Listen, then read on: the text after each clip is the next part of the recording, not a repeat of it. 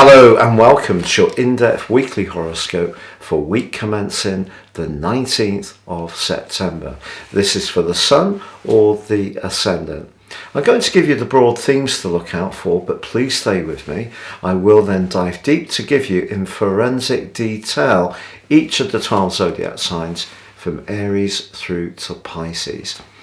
Now, this week could be described a bit like a sports match, a game of two halves, or a week of two halves. The first half of this week has a very strong resemblance to the energies which played out last week. That angle between the Sun and Pluto, very much a transformative aspect, that reaches a peak on Monday and lasts through to midweek. Venus and Mars are still in a right angle, and that lasts through to midweek. And that's bringing a greater sense of tension, but also potential excitement into the romantic realm. And also because Uranus is angling with Venus this week too, there is an opportunity to liven things up a little bit around all sorts of relationships by being a bit more spontaneous and not just going through the same routines and patterns that we can all tend to settle down into. Now also, those two retreating planets of Mercury and Jupiter are in opposition through to the middle of this week, which can see some bubbly conversations. It can also see some intense disagreements. You know, Jupiter is the planet that governs the sign of Sagittarius, which is very much about knowledge, but in the sign of Aries it can be more direct. Now the more moderate energies of Mercury in Libra is asking us all to find a balance, but of course the retrograde can see some cross wires. But later in this week we have one of the biggest events of the whole year.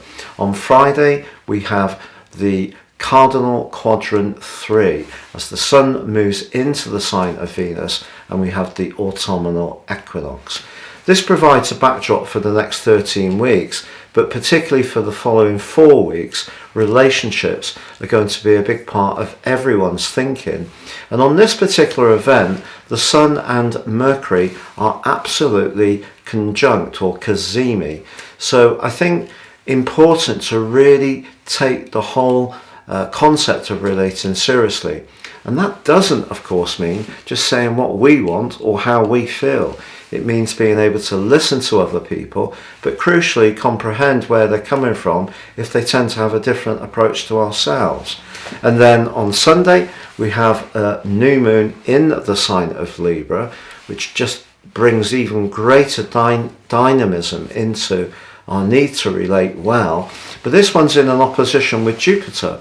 Interesting, Jupiter's still in that retrograde, and I think that this means that there can, if we're open to it, be some really positive exchanges.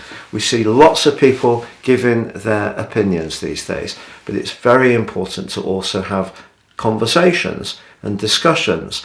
And I think as this week goes on, despite any tensions that may be there, and of course Saturn and Uranus are still inching closer to their exact square, which within 1 minute occurs between the 2nd and 12th of October, a repeat of an energy that was so prevalent in 2021 and at the start of this year. There is a lot of tension around.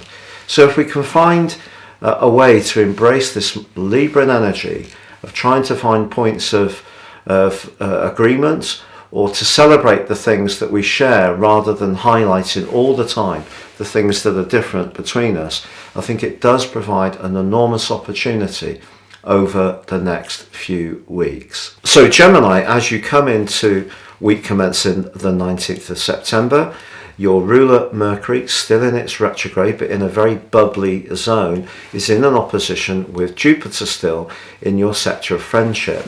I think that this aspect, it does have some downsides, and of course Jupiter is also retrograde, but it could stimulate some kind of connection with a friend or a group of people who have similar ideals to you. Of course, the Sun and Venus are still camped in the 4th house, very much to do with where you live, how you live there, and whom with. But connections to people can bring some elevation to your mood. Also, the Sun is linking superbly, particularly on Monday, to Pluto. So if you are trying to change your home world, this can be a very transforming time. It may be that you can find somewhere else to rent, or you can move up the property ladder if you're buying, or you can adapt your existing property in an imaginative way. Some Gemini people, I feel, could even be working from home in a way which suits you right down to the ground. But that right angle between Saturn and Uranus is still potentially causing a lot of restlessness or tension, but hard to know exactly where to direct it in some ways, because Uranus in the 12th house is so subtle.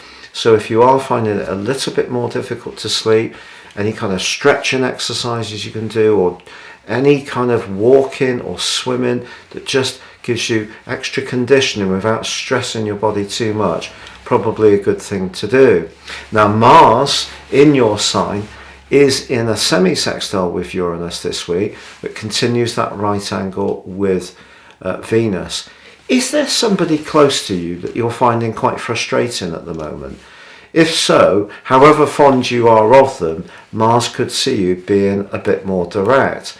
But equally, if you're single, there could be someone that's showing up in terms of your celestial orbit who actually may be linked to your family or your extended family in some kind of way, and could start to take your eye. And with, on Friday, the autumnal equinox, the start of cardinal quadrant 3, your ruler Mercury in an exact Cazimi conjunction with the Sun, even though it's in retrograde, this can really see you emerging from this last 3 or 4 weeks of quite intense Virgoan energy that's made you think very carefully about those home issues, and now you can start to feel much more bubbly and outgoing in the way that you're so gloriously famous for.